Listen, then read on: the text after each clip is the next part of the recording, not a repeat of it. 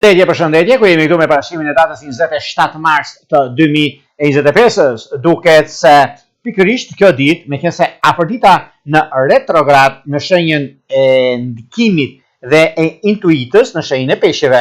Ky është një pozicion veçanërisht romantik dhe ëndrimtar. Ëndërroj për të ardhmen, ëndërroj për të qenë realitet. Dhe kjo do të thotë që ndikimi i butë i afërditës, ndikimin që ka të bëjnë dhe mundësitë që jepen, ka të bëjnë shumë lidhje me të kaluarën, veçanërisht në marrëdhëniet e dashurisë, rikthimet nga e kaluara, dhe kjo do të thotë që kërkohet pak vëmendje.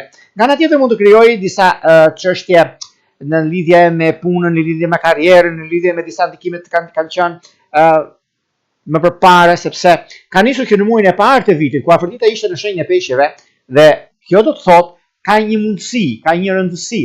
Por çfarë duhet të bëjmë, sepse afërdita në retrograd nuk është për të keq, si thonë disa që jo po kjo, jo pa jo. Mora ndikon shumë sepse disa çështje për shembull lidhet me para, lidhet me dashurinë. Disa lidhje që jeni shkëputur për një arsye apo për tjetrën vjen dhe bashkohet. Një problem ekonomik që keni pasur para disa kohëve rregullohet. Pra janë disa gjëra që lidhen në këtë drejtim dhe kështu që i bie që të keni një mundësi plus dhe do të favorizohen më shumë shenjat e ujit, përkatësisht shenjat e ujit, kush janë gaforja, akrepi, peshqit. Edhe shenjat e tokës ka të bëjnë shumë, sidomos demi, britsjapi të 10 ditë të tretë.